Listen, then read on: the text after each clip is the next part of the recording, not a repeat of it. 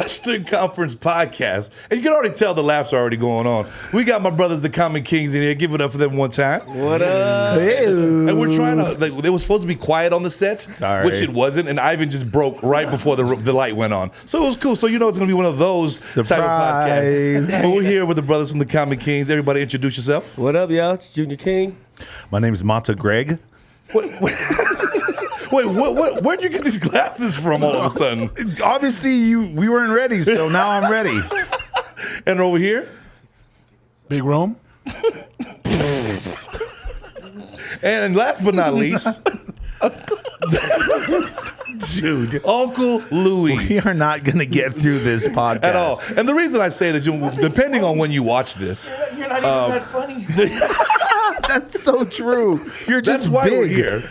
Well, but you know what? We just had a show. I mean, I don't want to date this, but I'm saying we just had a show last night, sold out in Las Vegas. Oh, is this and that's coming when out you guys 2 are- months from now? No. Yeah. And you guys seen from our first Cali Roots podcast with Yeah. the boys, but this was a little bit more formal. This one we wanted to get everybody on the same page. Hence the glasses. Yeah, hence the there. Is that why the glasses came out? It's a little bit more formal. It is. See, and the formality that we are doing here today, it's kind of just getting the story of how everything came about. And I know this is going to be the worst thing because I'm trying to be serious right now and you're laughing, and I'm trying to not laugh right now. But you know But what? it's good for you. That's what the doctor said. But how we just want to get the inception of the Common Kings and kind of go around and get you guys' story and how you guys came about doing that. We'll start off with you, Junior. Long, long ago. Yes. 4 score. In the land. In the land. Before her balls dropped. Yeah. Shoot. We're real quick. 12 years ago? Yeah. 10 years ago, 2012. Decided to start Common Kings. Before that, we were doing covers and just everything under the sun as musicians. You know, really. But even pushing going on. back in your story, like, is this something what came about that you said, I want to be a singer, and what you wanted to be in this game? Well, that started with my family. Yeah. In the blood, it's it's in my Who's bloodline. breathing hella hard on the mic? I'm like, so let's cut to Darth Vader real quick. The only one without headphones. He said, I can't hear myself. What's going on? Let me know. As please JR let me is know. talking right now, I'm like, I am your father. I'm like, Luke. Darth Vader's in here. and Ivan's trying to hold his breath. Like, No, I ain't gonna lie. The first time I was like, is KT in here? Oh, wow. Dude. Yo, big shout out to KT. Big shout out my brother KT. Yeah, bro. So without Darth Vader, we can mute his mic. Go back. So it started with the family yeah, stuff. with the family. Yeah. My Hawaiian side and Samoan side, they full of musicians, artists, or singers. Yeah. Yeah, man. So it's in the bloodline. And Growing up, what kind of music were you raised on growing up? everything. Yeah. I was raised on everything from traditional Hawaiian to R&B to rock to All over the soul. spectrum. Yeah, all Yeah. over the spectrum. So I'm a big fan of all of it. And being a part of Orange County as well. Yeah. Family came to OC, having that influence as well. Rock, alternative, and then the whole reggae thing. Yeah. really kicked in for me as well. So yeah, I got all of it. So growing up, and did you ever think you were going to be a part of a band? Like at that point, you're kind of just saying everyone's a solo artist at this point. Yeah, Yeah. for sure. No, not until, we actually decided to start Common Kings. Did I think like, all right, cool. Yeah. This is. And gonna what be was something. who was the first connection between the boys that you made it with? Mata? Yeah, Mata's actually the one that that I met first, and he met everyone individually and kind of brought us together. Yeah. And Damn it. yeah, and just different parts. We And speaking finally- of music upbringing, Mata, how was yours? Because you're already in a family with dad being, a singer already and have the We Are Samoa, stardom from there. How did that feel coming up? Because you have all your brothers and sisters are also involved with that. Tell us how you came about. Yeah, growing up, there was always a guitar, piano, or music recording studio. Dad was in it for decades, and so it was inevitable. But funny, he never wanted us in the music industry because he knew how hard it was. I was just about to ask that. Was it like Selena's house where, Abraham was making sure everybody was playing bro. some kind of instrument? Yeah, dude. I mean, there was everyone had a chance to be a bass player for my dad, and everyone got fired from my dad. So I was the last one. Because he demanded perfection. Oh, bro, yeah, bro. He gave that look. I was like, oh, God. Yeah. You never want that look from Jerome. But yeah, and then was playing bass for dad, doing gigs since I was 13, backing him up, you know. But so you picked up an instrument real early. oh yeah, early. My brother actually taught me because my dad, no Samoans in that generation have any patience to teach anything. It's if you don't get it, just learn and watch me. I was like, okay, Like, thanks, Dad. But is that something that you wanted to do? You wanted to keep it in the family, do the family business? I think Teeny, when my older brother went to college, then that's when he started playing in the early 90s, and a small band called Sublime came out. Yeah. Oh, wow. And then he was like, Matza, you got to hear these guys. Yeah. Like, they came out in 93, the self-titled Sublime, and then that kind of changed our whole world. He learned it. He taught himself bass, and guitar taught me. And then Dad saw us play. He was like, hey, you guys are pretty good. I did good. I was like, you did nothing, Dad. At all. You scared us. You scared us to death, and we had to teach ourselves. But yeah, and then from there on, we had a whole Jerome Gray kid, the Gray family. Yeah. You know, it was like the Von Trapp family. Everyone had to play. Every barbecue was like, hey, play a song. And you had to play for you. All the family gatherings. All the family gatherings, bro. And now it's actually been passed down to the next generation. All of my brothers and sisters' kids all play, all sing, and now they're. So at one point, you'll see 3 generations playing at once at family That's parties. crazy. It's pretty cool. What is that something in your household that you want to pass along to your kids? Oh, absolutely. Yeah. Absolutely. So we Forced or just kind of like, you guys want to do it, or you better pick up that goddamn guitar right now? no. If they want to do, but I would definitely want to give them lessons. I think all of us are like, yo, the kids got to take piano and guitar lessons, and then whatever they want to latch into, that's all them. Yeah. And going over to you, Uncle Louie, like, it was the same thing growing up in your house, or how did music come about with you? With me, for my family, my dad was like the musician, but he was more like, I was not allowed to listen or play like secular. Oh, okay. Circular. So like the music is devil's like- music. Yeah. Okay. Yeah. So Wow. So it was really strict like that. It was very strict. It was really strict like that. I had to play hymns and classical music. Oh, So wow. I hated it Yeah, I was about to say. because I wanted to play a bunch of other stuff. Right. So That explains a lot, by the way. Just full circle explains That's a lot. true. So now that I know, this is crazy because I didn't know that. I mean, now that and that's what this is about. It's things we didn't know. I mean, when I was a kid, you want to try. I wanted to play drums. Yeah. So bad. That was like the first instrument of choice. I saw. For the record, Ivan's the best drum tech in the band. He'll do Every time every. he's looking over at Rome, like, leave Rome alone. He's like, the kick wasn't there. The kick wasn't there at all. No, bro, like our first drum kit for the band, I bought it. Yeah. So like that's how much I wanted to be a drummer. Don't worry, guys. I got it. So like, yeah, I mean, I really wanted to be a drummer, but my mom said no, and so I was forced to play piano, which I hated. But then But in a way, it kind of helped you because now you're learning piano. You want to do drums, so you can still kind of do anything at that point. Yeah, so like about when I was 15, we had bought a guitar from my mom. Yeah. And she was too busy. She was helping people and cooking, like doing cooking schools and stuff like that. So I just took it. I took the little chart cord that came with it. So try to learn the chords. And we were living in Pacifica at this time, in South City. And I literally locked myself in like our Aerostar, Ford Aerostar van, listening to UB40, and I just played. And at this moment, you're still just being able to do hymns. No, this is when I was being rebellious. I was about to say, you broke away from that. Yeah, so in the house, I played the hymns, and then in the van, I would play all the other stuff. Double agent. It was double agent at the time. So when you came in, Pop's like, let me hear something. You're like, oh, amen. So from there, I went. I mean, I pretty much like I loved playing guitar. Like I learned the finger style, like the old like Eric Clapton. That was a big thing back then. And then I went. They shipped me off to a boarding school. Growing up in South City, apparently. Well, they probably heard that you weren't playing the hymns and everything. Like, send the devil to us. He wants to play devil music. Send him to the devil. Yeah, that was. I mean, that's. And then from there, everybody was playing guitar. So then I started. And it was a cool thing at that point. Like so when you play guitar, I mean, as a musician, is the lead guitar the first when you guys learn, and then the bass comes in later? Or how does that whole affect? How does that come into play? The same thing. Everyone wanted to play guitar, and it's always guitar first. But then there's got to be someone to play the bass. Yeah. So because I always feel like going back to Selena Ehlers Dinos, it's always like the person that doesn't want to play bass has to play bass, and they're just playing those same 4 chords. Dude, So that's why it comes about when it comes to the band. Everyone's kind of saying which one's doing what. How do you get stuck with the bass? Because Ivan is ripped. You know what? And it's funny.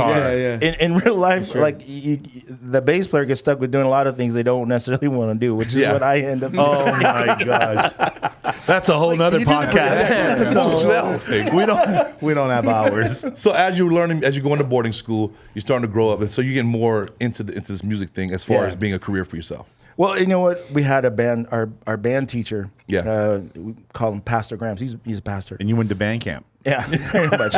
So he was he played all the instruments. Yeah. And that was the first time I ever saw somebody that just like he got on the flute, the saxophone, played the piano. So all the music teachers know everything. He played it really good. Wow. And I was sitting there like 15 years old. I'm just like dumbfounded. I'm like, this is what music is about. Yeah. You know, this is like that energy, that ability to like create on so many different things. And I'm like, that's when I fell in love with music. And you guys were all into the music at that point in school. Like, did all you guys was in band back in school?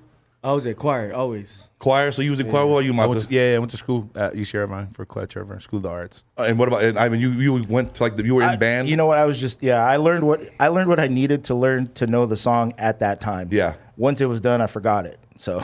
And you too, Rome. You started in band at school. Oh yeah, I did marching band. See, so in band, I did band as well. I did marching bands, and I was the drummer. And I wanted to be a trumpet player, but I played the trumpet. It was too expensive. So my dad was like, "Sticks." Yeah, Sticks. It's $5 a stick. So we go to the music store, and we're like, I'm looking at the trumpets, and my dad's in where's the cheapest? So it was the drum pad and the 2 drumsticks. And he was like, you're going to be a drummer. So that's why I said coming up, and like, being the drummer all the time, you're always tapping on stuff. So, you're like the heartbeat. So you wanted to be a drummer at first, Ivan. That kind of goes inside, but your love of music is there. Yeah, the rhythm section is the foundation of any band, drum and bass. Yeah. So, you don't lock that in, you're not even. And so when you're in the percussion section in school, you're doing everything, not just the drums. Like I was doing drum set for the jazz band, timpani, you're doing triangles. Yep. And then I always was like, the clarinet players were always the horniest chicks in the band. I was like, but it's like, so, tell us about your beginning in music, Ro.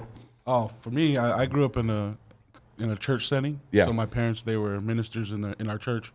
So being the preacher's kid, we had a small church. Yeah.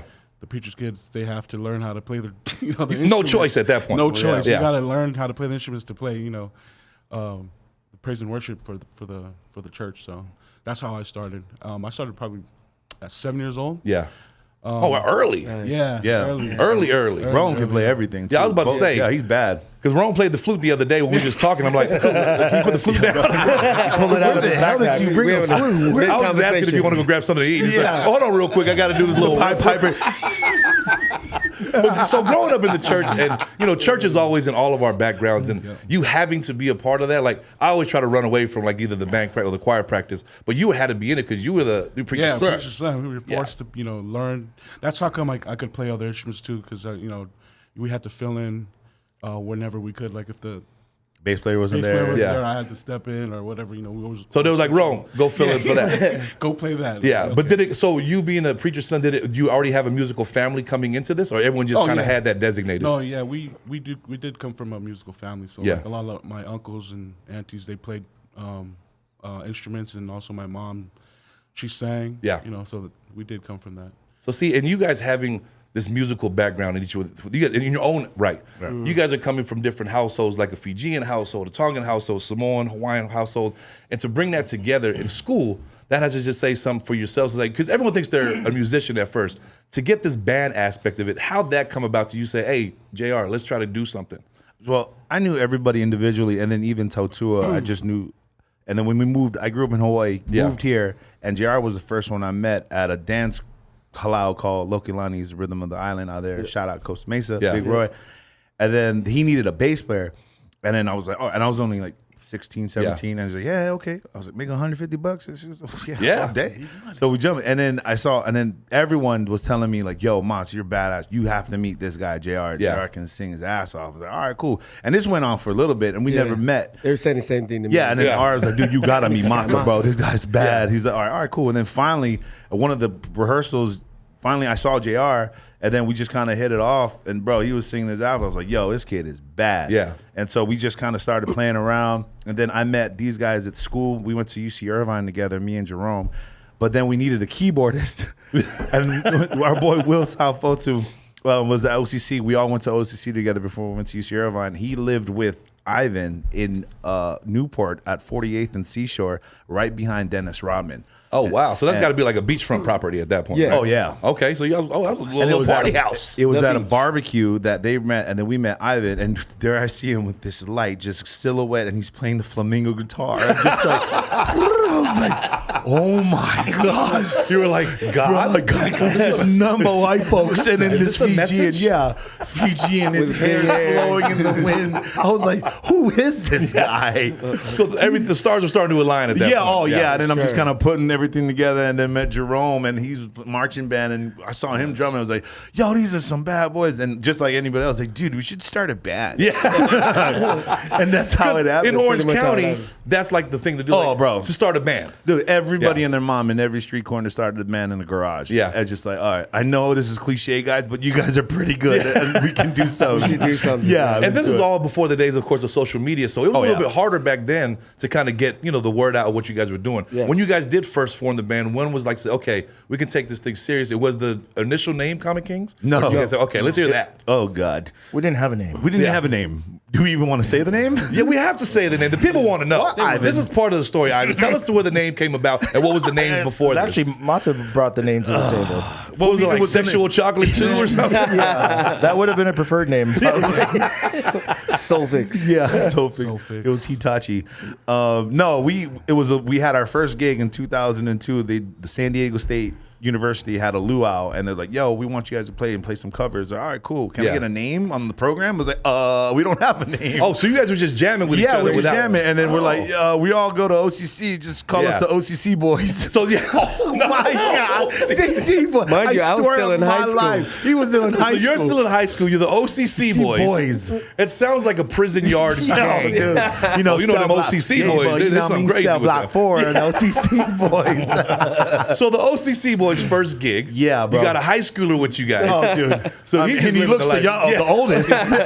he looked the same he did when he was 16. Like, who's the old man with you guys? Oh, yeah, he's you know, 16. that's- He's yeah. only 16. Yeah. He's trying to card me. He's like, no, he's the 16-year-old. So you guys had your first gig, and then after that gig, these are all cover songs. Oh, number covers. Okay. Yeah. And that's No pretty much originals. how it all begins, because you guys are practicing and seeing if you guys could do these covers as a band and see if the cohesion is there. Yeah, Yep. yeah, and all the boys got down in their instruments, and it was just so cool. Like, yo, and then we had a good response back. Like, oh, let's just keep on playing some covers, and then we had a. Was that a paid gig? Was that a paid gig you guys Yeah, did? it was 4 plate lunches, and then about six Pitas. yeah, 2 Diet Cokes. 2 Yeah. Diet Cokes, And a pack of Newports. And you're like, Yeah, oh, yeah. none of us smoke right now. Give it to the 16-year-old.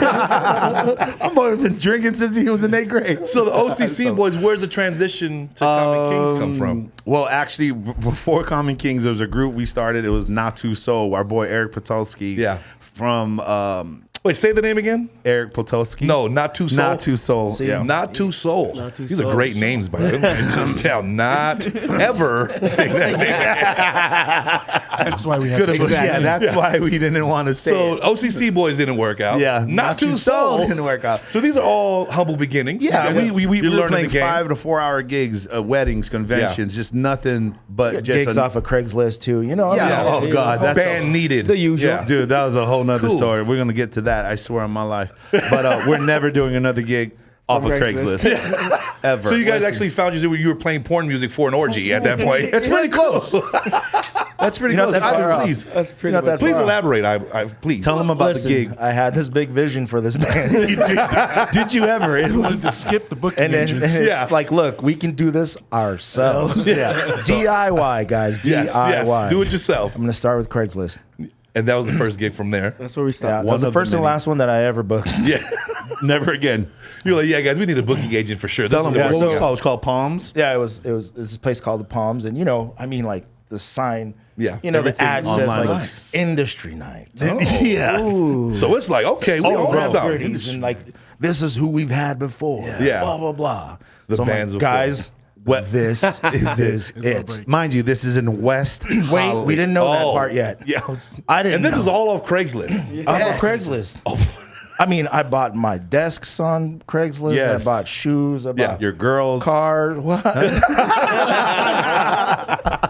He He said, what? Men seeking freak. Are all these freaks? Say less. This is before Tinder, by the way. Yeah, Tinder, you were not there yet. Yeah, so Craig, everything was it on was Craigslist. everything's on So Craigslist. Palms is on there. So it says the Palms. Yeah. I'm like, guys, we got to do this. Let's go up there. I'm like, cool. So we look up, we scheduled it, booked it. I'm like, we're in. Yeah. You guys will get probably $150. Perfect. Nice. You have to pay your way. It said industry night, and it was like, man, we were pumped. We were doing everything how they tell you in the textbooks. Yeah. So anyway, so we drive up there, and it's taking us to back roads. Yeah. Right? So you get up there and we pull into the back of the building. There's no Waze, there's no Google. This is all off MapQuest. So we pull over. Who has the second page? F2. Where's F2? Bro, we pull up.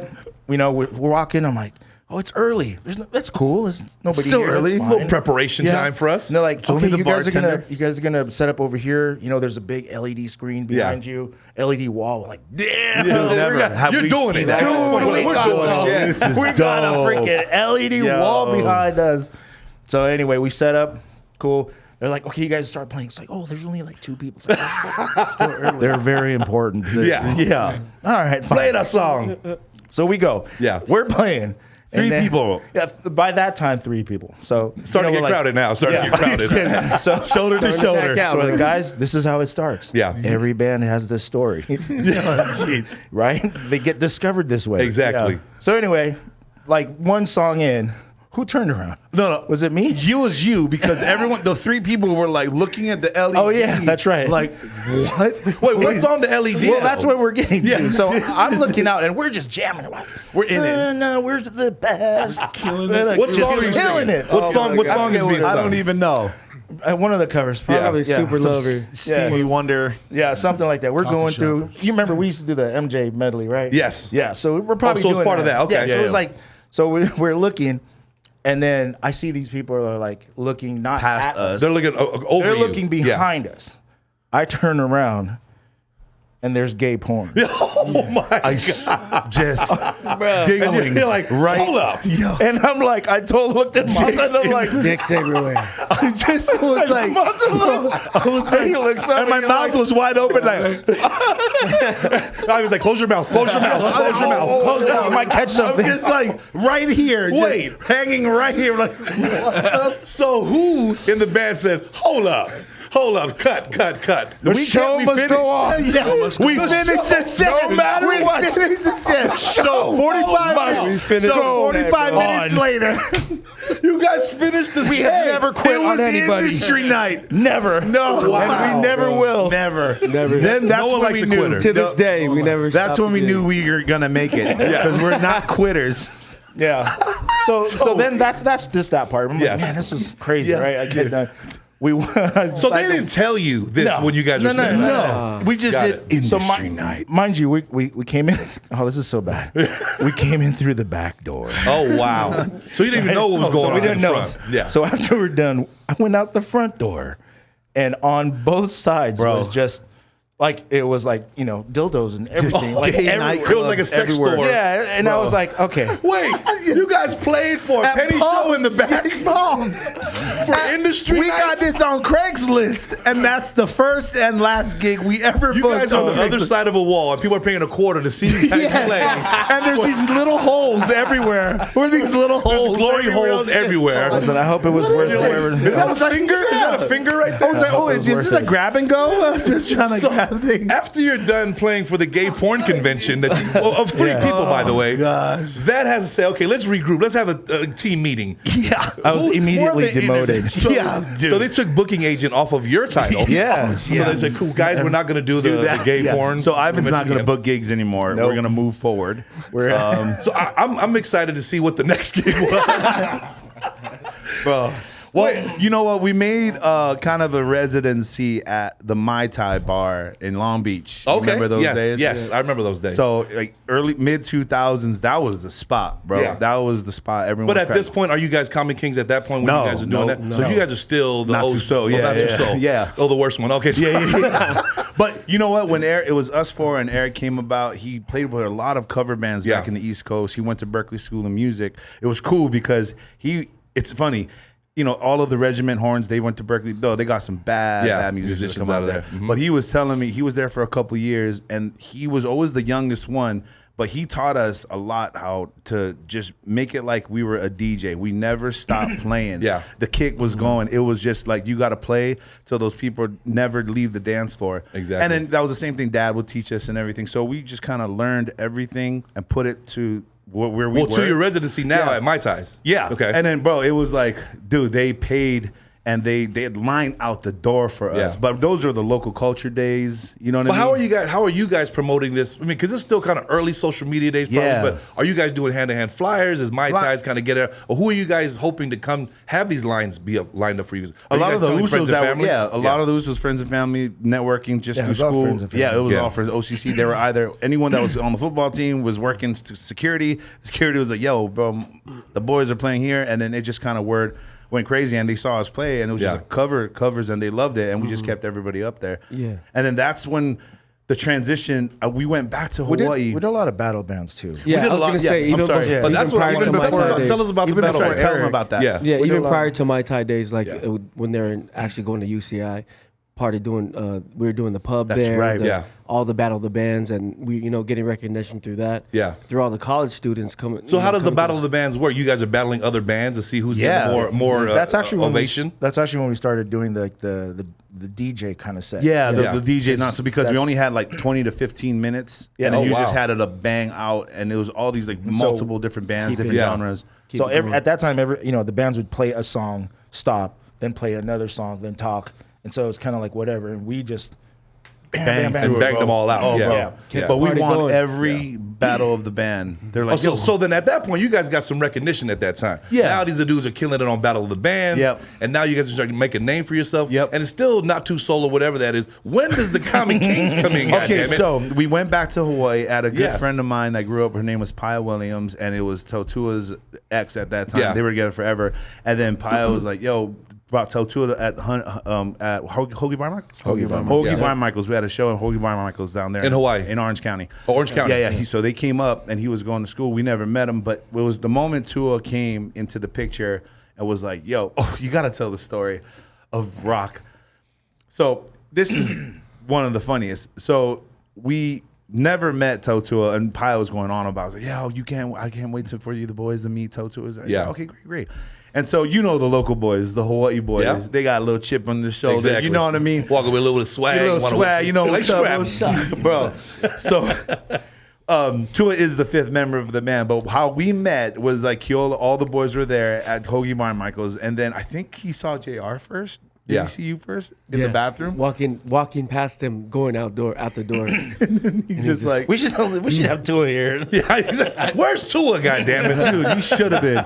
But he had that little mean mug, like, what's up, Bush? And just like, oh, what's up, Bush? Yeah. And you guys kind of already knew each other? Who each other were? Or you guys didn't know anybody? Not at all. That was the first night we actually met. We met. Long story short, after the gig, we all met at Denny's. A whole fight broke out. All off of Fiji about who knew Fiji. Oh my God. So between Tua and the boys from Carson, it was just a whole thing. So there's a melee going on at this melee. point. And we're all, dude, it was a whole thing. And then he felt so bad, and he was like, man, I feel so bad. I didn't want to put that, that be the first impression of myself for the boys. It's like, man, how am I going to just make this up? He's like, I have an idea.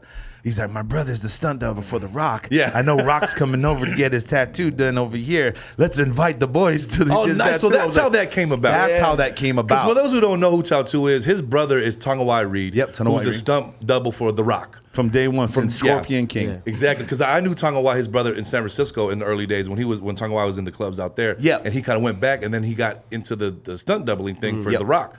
So when that came about, and I seen YouTube videos of you guys there while The Rock's getting tattooed. Yep. I always wanted to know that story. So that was how Tatua brought you guys to come about. Yeah, he was like, man, how am I going to make it up to these guys? I was like, yeah, I know. I'm going to just tell them to come over. The story is like, so The Rock comes over, and then Tanawai was the one's like, hey, we should get some music. And that's so you guys just came over to see The Rock get his tattoo. You guys weren't in. We were there to play. We were there to play. Yeah. So when Tanawai told Tua, I was like, hey, we should have some music. Yeah. And that's when Tua goes, dude, that's how I'm gonna show that I felt so bad. Exactly. Calls Mata calls us, and we were like, Wait, the what? This is 2002. He just dropped his book. He's one of the biggest wrestlers at the time. So at this time, he's doing the wrestling. He's not doing the movies yet. No, he just did Scorpion King, and then the Rundown was the next one, and that was one of my favorites. Oh, and those two were like real. On Tongue Why, he was doing all the big stuff. All of them, bro. Yeah. So he was basically just in the transition of being a wrestler doing to acting. He wanted to get into acting, and that was when we first broke and saw Rock and hang out with him. So we're like, okay, guys, let's go. Two was like, all right, I guess we gotta go. So we all went. We mobbed there, and sure enough, dude, we were there. He's getting his tat done. We all said hi to him. We were just jamming, and bro, he loved it. We were jamming all night. Because Rock is like he sings and stuff. He's like a musician. Oh, he loves it. as well. Elvis Presley's one of his favorites. Exactly. So you guys were just jamming while he was getting his tattoo. Yeah. And he was like, I want to learn how to play the guitar. He's like, dude, I'll teach you. Never got to teach that him. video is on YouTube, by the way. If you guys want to go see that, I've searched it a few times or it was on social media. Oh, was it? One of you guys posted or somebody posted it, and where you guys, it's the one he had a little bit of hair still. Yes. And it was like receding hairline was ridiculous. So like somebody tell him to do it. But when it was you playing the guitar with him, and then people were just talking about like, oh, they were there when he was getting his tattoo. Yeah. So he hears you guys singing. He starts to jump along, right? Yeah, he starts singing along. Everyone was just barbecuing. It was around the campfire. It was just super cool. It was a dope experience. It was a cool experience. And then after that, we got to hit it off. We got to know Tua. Got to know Tua very well, Hawaii.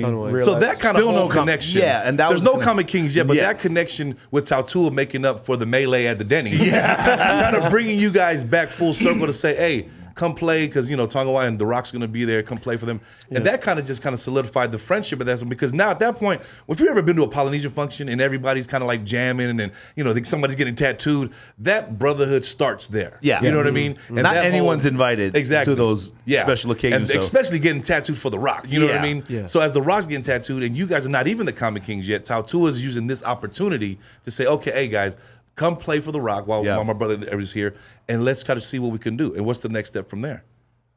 From there, I mean, he was like our biggest fan. Yeah, Tua was the number one. Between him and Mata's older sister, Sisa. They keep going back and forth. Dude, they're gonna fight. And you guys are still doing covers at this point. Yep. So everything's good. So there's no original music at this point. No. And then how does Tautua get into the fold where it's kind of say, okay, guys, let's get going? Oh God. Okay. Tua being our biggest fan. So back to Mai Tais. After Mai Tais, then we recognition. You're like, yo, and then Tua's back in Hawaii, and then he started doing promotions. Started promoting. He did all these other shows. He owned a cafe, the Status Huge Cafe. He did promotions, and one of his biggest shows that was the Brian McKnight Valentine's Day show. Yes, 2000. That's a damn good show right there, by the way. Just Valentine's Day. Yeah, Brian McKnight on Love. Oh come on, Love Jones. He's been loved, by the way. Shameless plug. So I mean, that was a whole experience. So you guys opened up for Brian McKnight? Yes, we did. Prior to Comic King. Wait, was it still Not Too Soul for Brian? God damn it, I hate this name. Right now, I'm just like, when is this Not Too Soul? When is someone like you wanted to hear the backstory? You want to hear the backstory? I'm waiting for the light bulb to say, hey guys, this is probably not a good name. Not Too Soul. So you guys are opening up for Brian McKnight. That was a whole story in itself as well. Featuring Not Too Soul. If I'm looking at the flyer, I'm like, I'll show up when Brian comes out. You don't want to see the flyer. Listen, this story. I look like I couldn't make up my mind if I was still living in the islands or Cuba. Is he from the Buena Vista Club, or is he? So that's when Ivan was looking like a Cambodian refugee at that point. So cool. So we're in that stage of your life. A bee. Oh my gosh. So you open up for Brian McKnight. Not Too Soul is there. They're doing it. Yeah. This is Tautua's show. Yep. And you guys are about to open the. And this is where's this at? At the Blaisdell? Blaisdell. Wow. Biggest show. I mean, he went red carpet for us. I mean, Not Too Soul made it to the Blaisdell. I hate you. Shut the fuck. Not Too Souls at the Blaisdell. Yeah. Okay. Yours at 5. We went on at 5:01. You already know. Starts at 7. We're on at 5:30. So you guys are same 3 people at Palms. And the LED screens, you guys are traumatized at this point. Dude, You're like, looking back the whole time. When we advanced production, no LED screens. No, you're just playing like, I'm seeing what they're gonna put on this damn LED screen. Fuck this shit. You ain't gonna fool me again. You ain't gonna fool me again. So you're opening up Not Too Souls at the Blaisdell. Blaze motherfucking Dale. So you guys do that show for Tautua. It's his promotion company that's doing it. I haven't let him know. Okay. Look. He said, look. Tua saw us like, and I mean, like, look, if you came out to our Mai Tai sets back in the day, it was, it was popping, cracking, bro. I mean, like, because you couldn't tell. But this is a different scenario, though. From Mai Tais to the Blaisdell. That's what I thought. Listen, see the glasses. I probably need the glasses to tell the story. So Tua saw that and he goes, dude, I want that. That's going to bring the energy up. Everybody's going to be so excited. Yeah. For Brian McKnight, do what you guys did at Mai Tai. So he wants that Mai Tai set. He wants that Mai Tai set. And that's what we thought. He fought tooth and nail. You know how it is. Yeah. Everybody else was like, against. Why are you going to bring a mainland band? And to do covers. He's like, we do it. So anyway, Tua's proving that he's the #1 fan. Yeah. And I mean, everything from getting picked up from the airport in a limo. Oh, bro. Getting like. So he laid out the red carpet for y'all. When I'm telling you, it's like he went above and beyond. We never when we got in the limo, I was like, dude, we fucking made it. Dude, we made it. It didn't matter that it was Pinky's limo from next Friday. Dude, it didn't matter it was the ballerina's limo. But at this point, he's not even your manager yet. No, he's not. He is just a dude that is a fan of your music, seeing your Mai Tais. Absolutely. And he got you opening up at the Blaisdell. You picked up in the Pinky's limo, then what? He took us to, what was the hotel? He took us to, it was a really nice hotel. We stayed there for a week. Oh, Outrigger West, so that was pretty nice. So one that you were in the bush with. Right by the Starbucks. So you're at the so he's putting you guys up. Yep. And then we have rehearsals. So we go to rehearsals. We're like, guys, we're gonna kill this. Yeah. Right. So we're at rehearsals, and what did we decide to play? We just started writing some songs. We just started writing some songs. Out of all the covers, by the way, now it's time to do original music. Now, bad move. It's time to do it. We were gonna be artists. Yeah, we're not just a cover band. Yeah. No way. We're gonna let them know. I looked in the mirror every morning. Songs too. We're better than this. So the songs that never got on Hawaii radio, that nobody else know. But we thought that we could pull that off. Right. But during that show. Yes. During that. Okay. Look, so obviously we can laugh about it now. Yeah. But back then. We were really serious. And Tua didn't talk to me for 2 years. So you guys used this opportunity to do an original song? Yeah. Hold up. No, original set. So you strayed away from the Mai Tai set to do the original song that you guys are doing. All we had to do was do what we did best. Yes. And so obviously you guys went away from that for the Blaisdell. Yeah. So you overthought it. We really did. Tua came over to rehearsal and he was listening and he pulled Mata aside because at this time him and Mata were talking. Yeah. And he's like, hey, are you sure this is gonna go? He looked at Mata was like, that's not the motherfucker. I didn't bring that for this shit. That's not it. I didn't bring y'all. This ain't it. Bro, he tells that story to everybody. And Mata being the overly optimistic, happy. It's gonna work, dude. It's gonna work. They're gonna love it. They're gonna love it. We're gonna smash it. Yeah, we're gonna smash, bro. Yes. So Tua's like, okay. So anyway, needless to say, up until the last song that we played, there was crickets. Yeah. And Blaisdell. So the Blaisdell crowd, my Brian McKnight crowd, were like, get these motherfuckers off stage already. I think they were at that point where they were Yeah. about to. Then when we did the MJ medley. We started that. Yeah. That's when the crowd started getting little life got in them. off their seat. Yeah. And then, that was the saving grace. But after that point, Tua just didn't. Yeah, where was Tua saying I told you so when you go into the MJ medley? Right when we walked on when stage. I told y'all to do this. You know when he leaves mid-set? That's a problem. And he still does that sometimes. How long was the set before Brian McKnight? I think it was like 30 minutes set? Yeah. 30 minutes set. So it was a 30-minute set. 15 that you guys of that, we decided to do some original music. Oh my God. I would have Tua would be like, yes, we could have just strayed away from the originals, but wait, and out of all the gigs you guys are doing, there's no original music. You decided in the Outrigger West that was going to be the time to bring out the new. It's Blaisdell, new fans. We got to showcase the new music. What I'm like dreading is to say brand new music from Not Too Soul.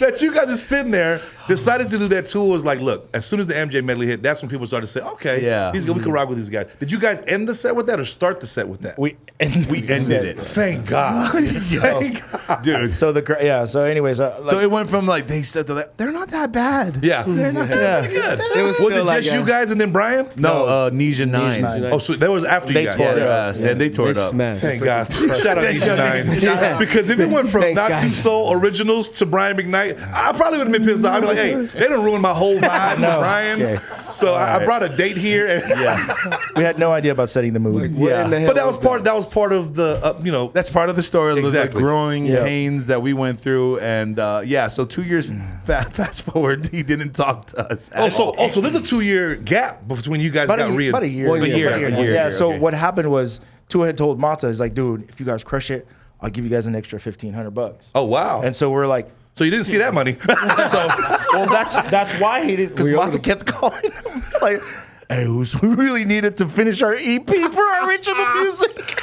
So we need that 1,500? Is that what you told them? Fuck your EP. Bro, That's like getting the fight of the night check, but you just didn't do nothing. And you guys are like expecting like, hey, we're a fight of the night, right? You're like, no. First of all, you guys ran around the whole time and nothing happened. So you're stalking Tautua for this $1,500. found this in the garage. That's what we were selling. That's what we were working on. Don't tell me that's the Not Too Soul CD. Yes. So Mata's showing me right now is the Not Too Soul CD. I can't believe this name is still about right now at this point. It made it to the It's Blaisdell alive. and to a damn CD. Okay, So we had year a 3-song passes. CD. It's called "You Say," "Naked Eye," and "I Can Feel." Don't tell me you did those 3 songs at the Blaisdell. We're moving on. We're moving on. Yeah. So There's a traumatizing, thing. So a year's going So we by. owe him $1,500. We thought that he owed us, and we're like, what we were thinking. Because like, you're thinking you smashed. You're like, oh, we smashed that shit. Yeah, they better recognize who Nailed Not Too it. Soul is. High five, everything. Like, yeah, Yep. smooth, Good job, boys. guys. Just So good job. you didn't get the 1,500 apparently. No. So And now I- he's back in the picture. So I forget, it was like about a year later. Yeah. I actually talked to Tua. Yeah. And then He he told wasn't me, talking to yeah, me. he wasn't talking to Mata. So Like, Mata keeps asking for that money. That's why. he gave me the rundown, and when I called Mata, I was like, Mata, you didn't tell us that we had to smash. I would have never done our originals. I was like, so all he Mata wanted was made the this Mai Tai deal set. before you guys knew that you guys were going to do the Listen, original. I had the porn gig, and he had the set list for. I don't know what's worse, Brian McKnight at the Blaisdell or the gay porn.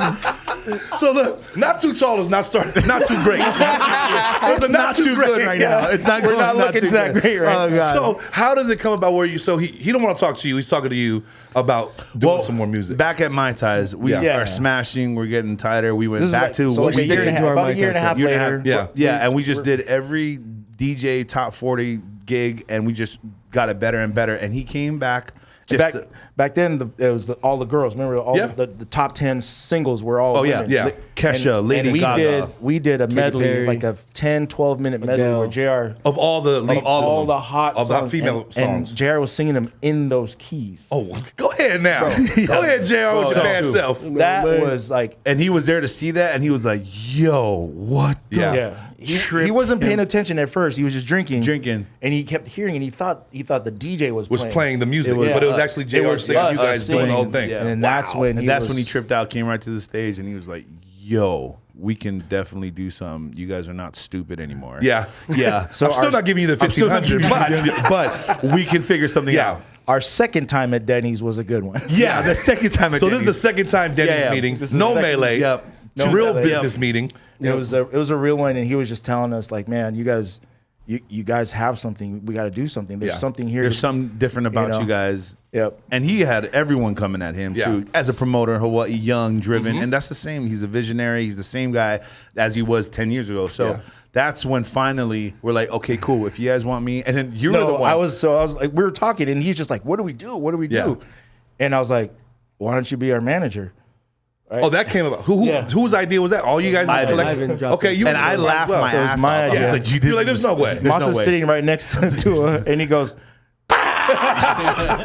You know when you're so close. Yeah. The brother's like, no, it's my older brother. Because you don't see him as a manager at that Right. point. Yeah, You see they're him just as the homies. We were the drinking, homies drinking and stuff like that. bro. to me, the only thing that made sense was that he was a promoter. He Yeah. knew how to do shows.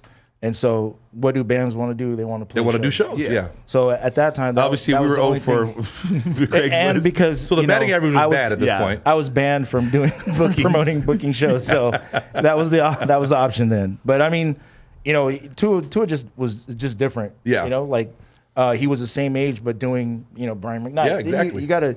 There's different breed. There's different thinking that goes on for all that. Yeah. So I just thought like he would make a great manager. I didn't know how great.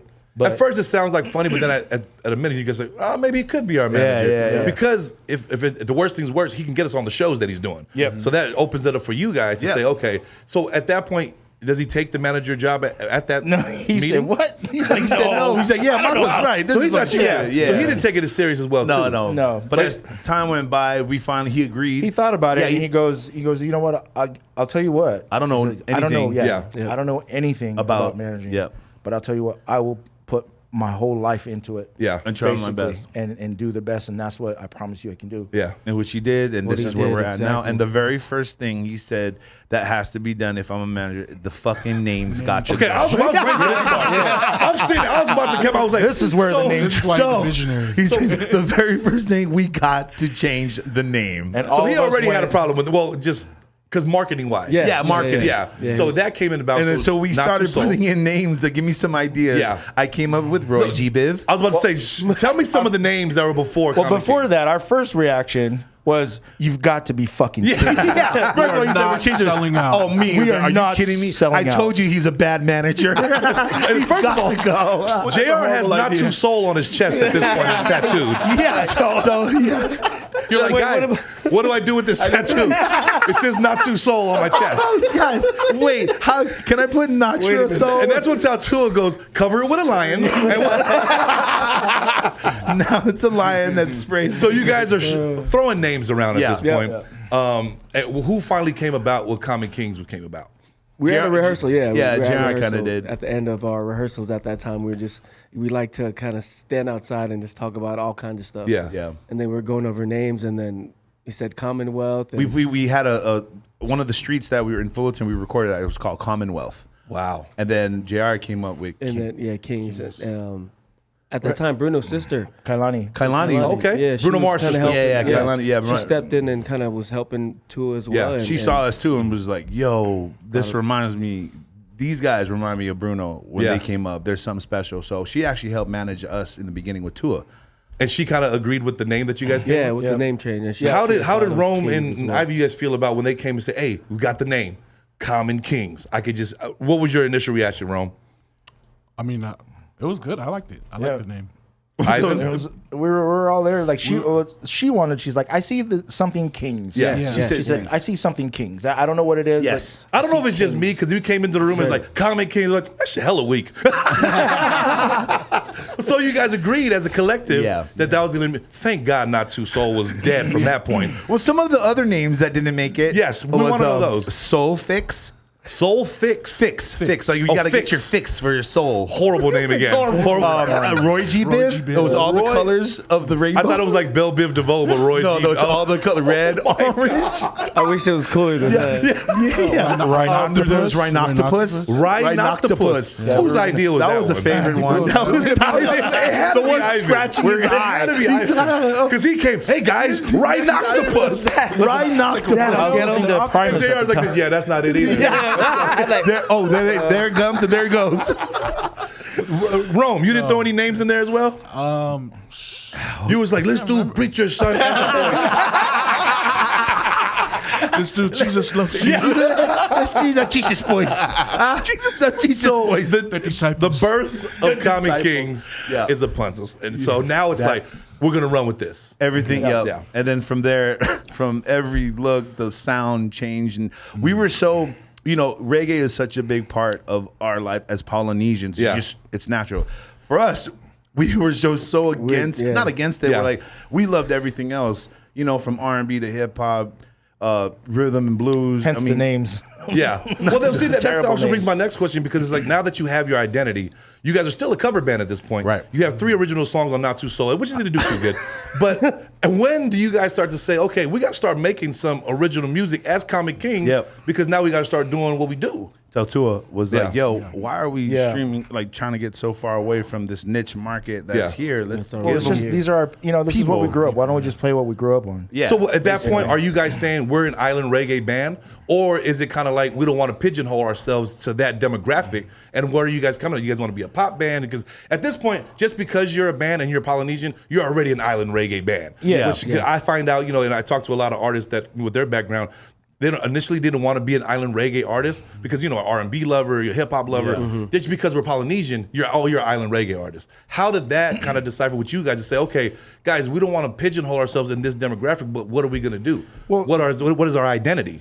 So like you got to imagine like all the shows that we were doing as Not Too Soul with all our people. Yeah. So it's like let's not try to reinvent the wheel. And just like let's just like embrace it all. Yeah. Because we do it when we're by ourselves. Yeah. But for some reason there's when we become musicians we we want to hear ourselves do all these like crazy stuff. Yeah. And then that stuff only your mom and dad like at that point. Yeah. And then you think you're great. So it didn't take that much for us to like realize like, oh yeah, we do love it. Let's just do it. Because that was the niche market that Tatua was talking about at that time, right? Yeah, well, talking about the island reggae scene. Because it just made the most sense. That's what we're in. Yeah. We weren't in Hollywood. Yeah. We weren't out on But we tried to be a pop beach. band for a very long time, and that. Well, that's what I'm saying. Because you would think that. Yeah. That you would think, okay, we could be a pop band. Yeah. But even as you know guys how try hard to do, that is? But that's what I'm saying. Bruh. You could say you're a pop band. You could try to go all the full pop route, and you always come full circle back to the island reggae. And that's what I've noticed, not just with you guys, but a lot of artists that we're talking to. That if you don't have money, exactly, and you don't have radio because play. you can't market as the pop. Band. Absolutely. So you guys kind of have to take this and go with it, which you guys did, and you guys go from there. We just made it our own. Yeah. That's the part where it was beautiful to us was that we realized like, hey, look, once you realize what your identity is, you can inject all of these things. Oh yeah, and then you focus your passion just on that, and you're going from there. We weren't trying to be a Feege. We weren't trying to be a Bugs or anybody else. They did their own lane. So Yeah. like, let's just do our own thing. And then how did you guys come about? Okay, Common Kings is there. You guys are looking to do original songs. How does Wade in Your Water change you guys' career for the better, of course? But how does that even come into play? Well, the first single we dropped, and we met one of the homies, Bo Napoleon. Yeah, shout out Bo Napoleon. Yeah. And then he loved songwriting. I actually met him through his dad, and he came in and he had a couple songs that he just was playing around. Yeah. And he showed it to us and was like, yo, the boys, let's kind of reinvent this. There's something there. And like, oh, wordplay, great writer. And then so we had that. And then Alcoholic, we formed what was known as Alcoholic to Everybody. Yeah. Dropped that. And then So Alcoholic was the first one. Yeah, Alcoholic was the first. And then we wrote Wade in Your Water together with Bo. Yeah. And then that was the second. And then the third was No Other Love. And it goes in threes. Yeah. So once you finally get the full recognition and be like, yo, that's it. Yeah, what's cool is that Tua already understood that. Like he knew we had that. The first song had to be a smash, and it had to stick out. And that was like the approach, right? Sonically and lyrically. Like, and then follow it was up. something new. The follow had to come up. Exactly. Then Wade in Your Water was born. He was like, all right, cool, that's fire. Third one came No Other Love. We're gone. Yeah. At least we made our niche we made our stand right there in Hawaii. Because mind you, the height of the island reggae is starting to be huge at this point. Yes. When you guys are coming up, the Bugs are coming up, Fijis, everyone's coming at the same time, the Green. Yep. And at this point, you guys are like the top of the game, but you guys are sitting there, you're doing albums. And like, how many albums you guys have now? Because you guys have a new one coming out. Yeah, we have a new one coming out. We have one full-length album. We have a bunch of EPs and singles that we released. But, I mean, there's over 50 records. Oh, there's definitely a dope catalog. Yeah. Because you guys are doing shows now, like I said, we just did a show recently, but you guys been doing shows and now your catalog's there. This has all come full circle. Now you guys get a Grammy nomination. Yeah. This is what I wanted to know, because after all that, Not Too Soul and all this stuff comes out, now who gets the call first that you guys are nominated for a Grammy? Probably Ivan did. Probably. Yeah. We were in some spooky ass hotel. Yeah. Crazy, scary. we were in Colorado. We're on tour, and I'm trying to blank right now who you guys were on tour with? Who called you? I'm trying to remember who called. Was it DJ? Because we did the album, Lost in Paradise album. It dropped 2017 with Pooh Bear and the Audibles. And the Audibles. Shout out the Audibles. Yep, shout out the Audibles. Big, bad producers in the game. And then you got the call there that we got nominated. And then Pooh Bear we met Pooh Bear through DJ Flick. He's bad. And he's like, yo, Pooh Bear was like, yo, we did Since I Woke Up with Pooh Bear. That was the first song. And he's like, dude, you guys are bad. and you guys are independent. I'd love to work with you guys. I was like, we ain't got no money. We ain't got no Pooh Bear Exactly. money. And I was talking to Jazz Laser about this on my last. So with Pooh Bear, he worked with Pooh Bear, and he was talking about Pooh Bear was working with the likes of Justin Bieber, everybody, and then for work with you guys and the Audibles as well. And that comes full circle because was that the album that was nominated for the Grammy? That was the album that was nominated. Yeah. And he was like, yo, we ain't got no bread like that. And he's like, no, it ain't even about that. I'm down. Let's see what we can work. He loved the talent and what he loved was the hearing. talent, loved the voice, loved the group and the camaraderie. And he's like, yo, I'd love to take you guys to the next level. And he's like, I guarantee you this right now. If you guys make an album with me, I guarantee you will be nominated for the Grammys. Wow. I was like, damn. Yeah. Well, let's do it. He signed off on it. Yeah, it was crazy. You know, like a lot of people that we cross paths with, I mean, they just stay. They you know, they love the atmosphere. They love like who we are as people, and that's kind of like Meghan Trainor too was became, you know, became brothers and. Yeah. And but that opens up doors being a Grammy nominated band now. Absolutely. Because you know now prices go up at this point. Because now we talk about it when we do shows. You know, when I introduce you guys, I always want to put the Grammy nominated in it because not so much if you're a winner, but the nomination alone, just to be amongst your peers. You know, this because you know you guys are a Polynesian band. This is in a Jamaican category. Yes. You know what I mean? Well, shout out Soulja who just won last year or this shout year. out Soulja, Jacob the Boy. And it's just kind of come full circle for you guys to be like, look, we're a Grammy nominated band. You walk with a little swag now. Now we would call you know, because we were talking about how Boog got nominated for the Grammy, like, and he was. You know, I was talking to him, and you know, him not winning it, he was kind of, dude, I was still nominated. And that had to be something with you guys just to have the nomination alone was kudos for the journey. And that's why I wanted to talk about the journey to get, because full circle, you guys are a Grammy nominated band. You guys have this new album that's about to come out. Yes, sir. And you guys are doing shows. You guys are going to go on tour with Slightly Stupid that you guys are about to start this week. But look how it came through. That's why I wanted to know this story. And that's why with the new album coming out, that's why I wanted to get this backstory with you guys to say now this album that you come full circle, now that you're a Grammy nominated band, this is the first album as a Grammy nominated band. You guys had some singles, but this one right here, tell us about how this project is going to change the game, because I've heard it. I'm actually on it, but you know what I'm saying? No one else was available. Yes, you are. Tell us how this album is, I mean, for the fans that are going to have this coming up. You know, the pandemic.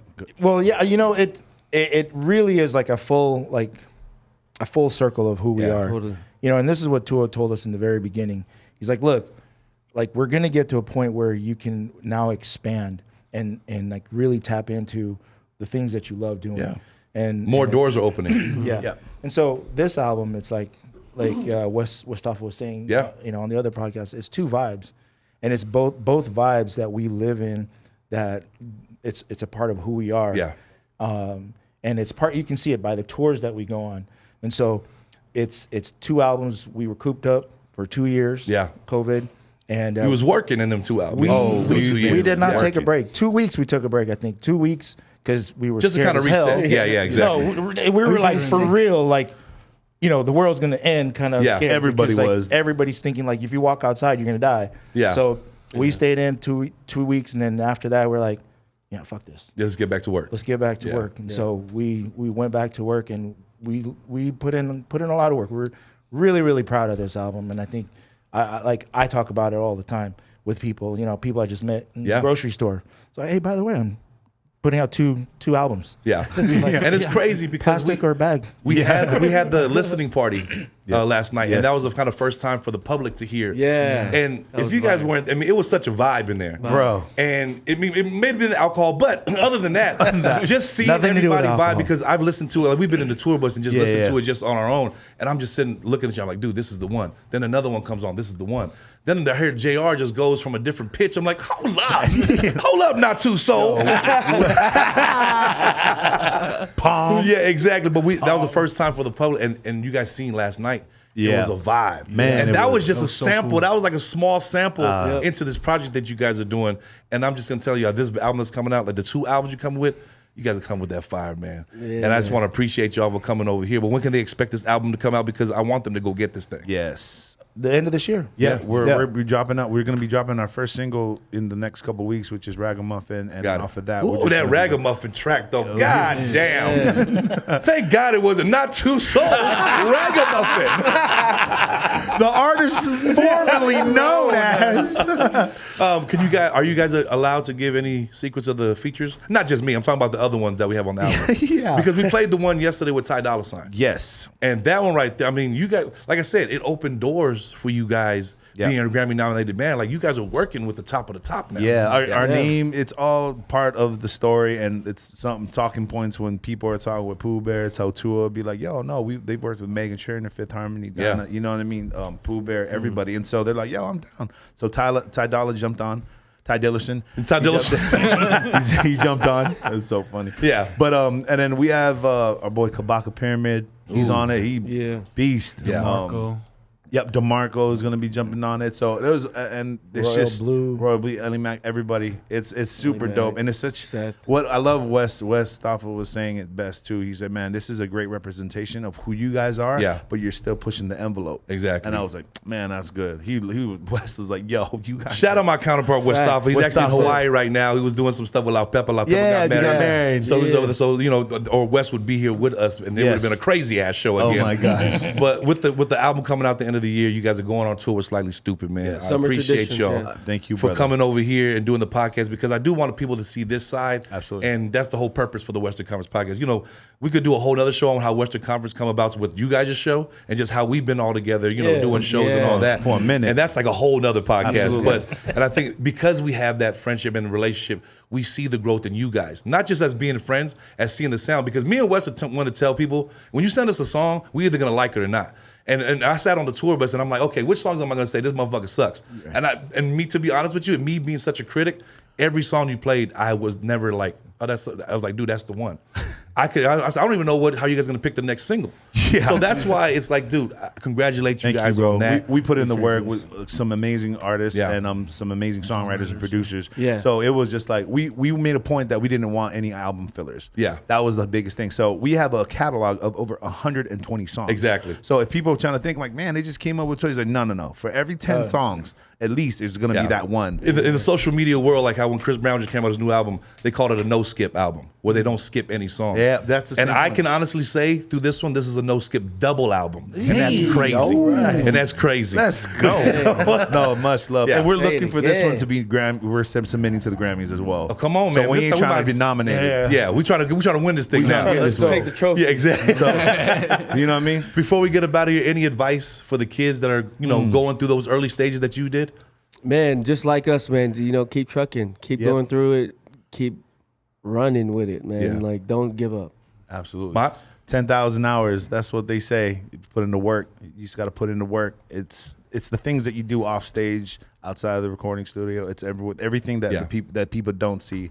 You know what I mean? They see us on stage for an hour and a half, but it's everything else. That leads but you up got to to get it. a good group of guys that you can really vibe with. Yeah. And we really took that for granted too. We didn't know that there's not a lot of bands with the same original group of guys. So it's a band of brothers first before we're a band. So Ivan? You know, you gotta love it.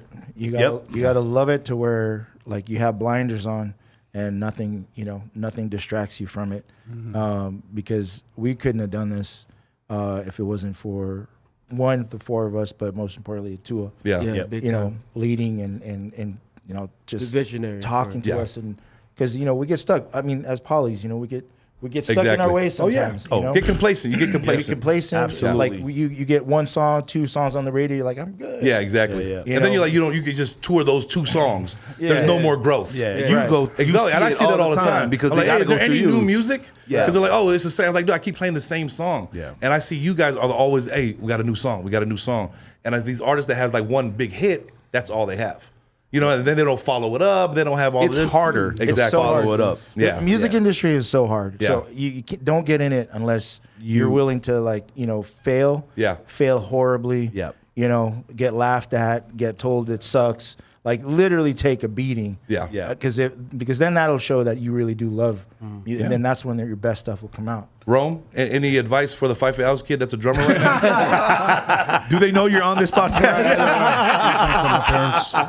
Mom, Dad, I love you. I would say just to find your passion and just don't ever give up. Yeah. So that's my words. See, that's what I'm talking about, man. Common Kings, I thank you, brothers, again. Thank you. Appreciate you just coming back because you guys going on tour, and I'm not going to see you guys for a couple months, but we'll get back together again. Yes, and you guys know every time we come here, it's a party, man. Yeah. Western Conference Podcast. That was the Comic Kings. Your boy Big Body Cisco. Shout out to my brother Mustafa out there in Hawaii. Yes, we'll see you on the next one. Yeah.